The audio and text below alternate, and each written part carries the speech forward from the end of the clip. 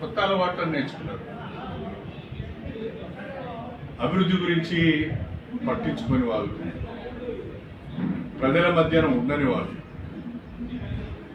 ఏదో ఒక కాంట్రవర్సీని క్రియేట్ చేసుకోవడం, ఆ కాంట్రవర్సీ ద్వారా ప్రజల్లో ఉండటానికి ప్రయత్నం చేస్తున్నారు. ఇది మంచి పద్ధతిగా, మంచి పరిణామం కాదు. కాబట్టి నేను ఎవరికి వివరణ ఇవ్వాల్సిన అవసరం లేదు.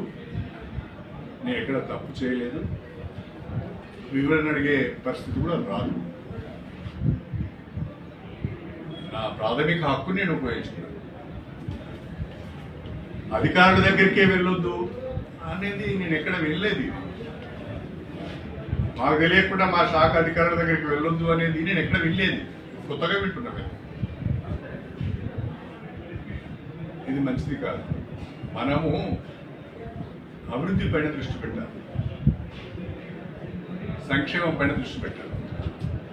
ఇవాళ ఉమ్మడి వరంగల్ జిల్లాకు వరప్రదాయిని దేవాలయ ప్రాజెక్టు. తీవ్రమైన వర్షాభావ పరిస్థితులు ఉన్నాయి. రైతులు వర్షాలు పడితే లేవో అని ఆగమాగమవుతున్నారు, ఆందోళన చేస్తున్నారు. ఇలాంటి పరిస్థితులలో ఈ రైతులను కాపాడాలి, రైతులకు సాగునీరు అందించాలి, దేవాలయ ప్రాజెక్టు ద్వారా నీళ్ళు అందించాలనే ఆలోచన ఎవరు చేయాలండి? ఎవరు చేయాలి? ఈ జిల్లాకు సంబంధించిన వాళ్ళు ఎవరు చేయాలి? ఇంకా ఎంజేఎం హాస్పిటల్లో రెగ్యులర్ సూపరింటెండెంట్ లేడు. ఎవరు ఆలోచన చేయాలి? సూపర్ స్పెషాలిటీ హాస్పిటల్ ఇంతవరకు ప్రారంభోత్సవం అయితే లేదు. ఎవరు ఆలోచన చేయాలి? వరంగల్ అండర్ గ్రౌండ్ డ్రైనేజీకి శాంక్షన్ వచ్చింది, దానికి సంబంధించిన ఎస్టిమేట్స్ తయారు చేసి టెండర్స్ పిలవాలి. ఎవరు పట్టించుకోవాలి? మనం చేయటానికి చాలా పనులు ఉన్నాయి. ఈ అనవసరమైన విషయాలలోకి వెళ్ళి మన టైం వేస్ట్ చేసుకోవాలి. ప్రజల కొరకు ఏం చేయగలుగుతాం అనేది ఆలోచించాలి.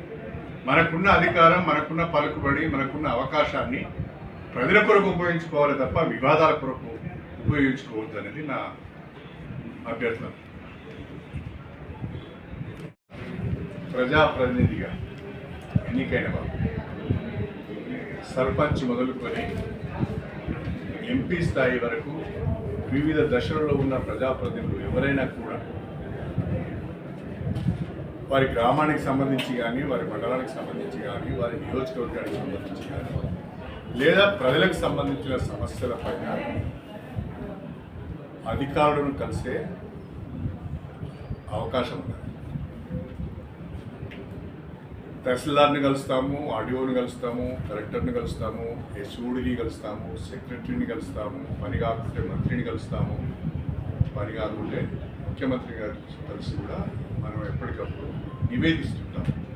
విజ్ఞాపన పత్రాలు, వినతి పత్రాలు ఇస్తుంటాం. అది ప్రజాప్రతినిధులకు ఉన్న ఒక ప్రాథమిక హక్కు. ఇవాళ ఒక ఎమ్మెల్సీ కానీ, ఒక ఎంపీ కానీ, ఒక ఎమ్మెల్యే కానీ వాళ్ళకి పరిధులు లేవు. ఎవరి దగ్గరికైనా వెళ్ళొచ్చు, వినతి పత్రం ఇవ్వచ్చు, సమస్య వాటిని తీసుకురావచ్చు. అదే పద్ధతిలో ఆ ప్రోటోకాల్కు లోబడే స్టేషన్ గన్పూర్ నియోజకవర్గానికి సంబంధించిన చీపూరు, జీడికల్లు, నవాబ్పేట, మన మల్లనగుట్ట, మల్లికుదుర్ల, గట్టుమల్లన్న, తిరుమలనాథ స్వామి టెంపుల్, ఈ 5 దేవాలయాలకు సంబంధించిన చైర్మన్లను కూడా నా వెంట తీసుకొని కమిషనర్ గారు ఎండోమెంట్స్ యొక్క టైం తీసుకొని మా ఆలయాల అభివృద్ధి పైన మీతో మాట్లాడవలసిన అవసరం ఉంది. టైం తీసుకొని వెళ్ళి వారి ఆఫీస్కి నేను వెళ్ళాను. వారి ఆఫీస్కి నేను వెళ్ళి ఆలయాల వారీగా వారికి మా చైర్మన్లతో రిప్రజెంటేషన్ ఇప్పించాను. ఇప్పించినప్పుడు వారు ఒక మాట అన్నారు, దేవాదాయ శాఖ దగ్గర నిధులు ఎక్కువ లేవు, కొంచెం మాకు కూడా ఇబ్బందిగా ఉంది అంటే, నేను అప్పుడు ఏం చెప్పానంటే,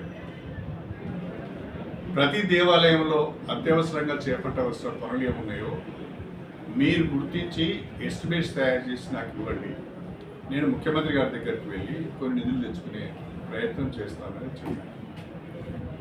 నేను నా నియోజకవర్గానికి సంబంధించిన ఆలయాల గురించి మాట్లాడేదే తప్ప ఉమ్మడి వరంగల్ జిల్లా ఆలయాల గురించి కానీ లేకుంటే తెలంగాణకు సంబంధించిన ఆలయాల గురించి నేను మాట్లాడాను. సమీక్ష అంటే నా దగ్గరికి అధికారులు వచ్చినప్పుడు, నా ఆఫీస్కు వాళ్ళు వచ్చినప్పుడు దాన్ని సమీక్షగా మనం భావించాలి. కానీ నేనే వాళ్ళ దగ్గరికి పోయినప్పుడు నేను అది రిప్రజెంటేషన్ ఇవ్వడానికి వెళ్ళినట్టుగా భావించాను. ఇది అవగాహన లోపమే తప్ప మరొకటి కాదు. సమీక్షకు సమస్యల పైన అధికారుల దగ్గరికి వెళ్ళి వినతి పత్రం ఇవ్వడానికి తేడా చాలా ఉంటుంది. మీరు కూడా అప్పుడప్పుడు మీ వ్యక్తిగత హోదాలలో కూడా వెళ్ళి అధికారులు కలుస్తూ ఉంటారు. నేను గన్పూర్ ఎమ్మెల్యేగా నాకు చెప్పకుండా మీరు ఎట్లా పోయిలేనా అనగలుగుతాను.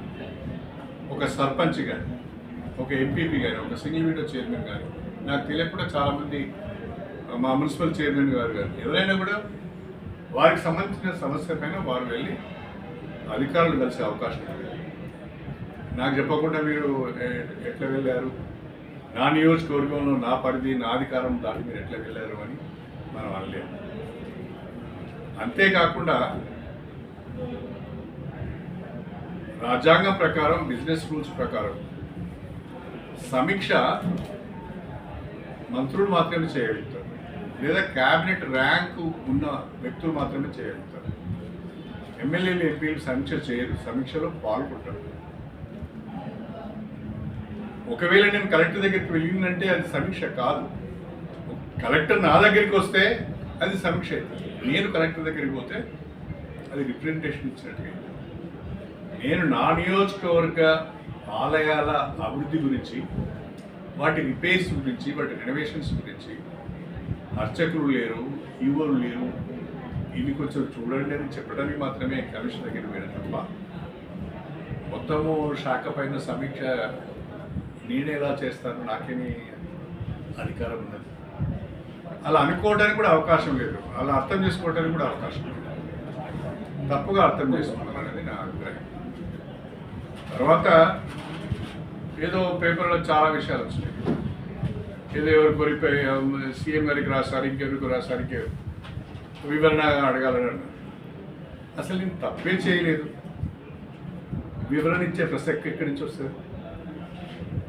నేను ఒక యాజ్ ఏ ప్రజాప్రతినిధిగా నా నియోజకవర్గ సమస్యలను అధికారుల దృష్టికి తీసుకెళ్ళడానికి మాత్రమే వెళ్ళాను నేను. అది నా హక్కు, అది ఓ ఎమ్మెల్యేగా నాకున్న హక్కు. అది నేను ఎవరి అధికారాల పరిధిలోకి వెళ్ళలేదు, ఎవరి అధికారాలు కూడా తీసుకోలేదు. కాబట్టి ఈ రకంగా వార్తలు రావడం కొంచెం బాధాకరంగానే ఉంది. బిజినెస్ రూల్స్ నాకు తెలియదు కాదు.